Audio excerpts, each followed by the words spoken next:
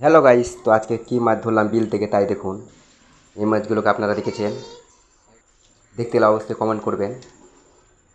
দেখতে পাচ্ছেন বিশাল বড় একটা মাছ।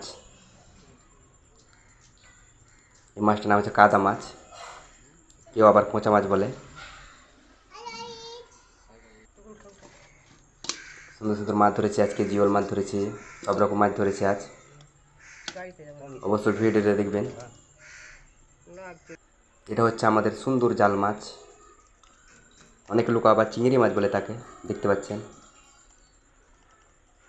খুবই সুন্দর সুন্দর চিংড়ি মাছ।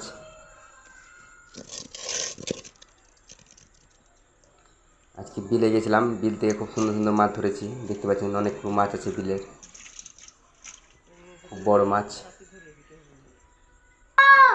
এটা হচ্ছে আমাদের গ্লাস কাপ মাছ, গ্লাস কাপ, বিশাল বড় মাছ একটা।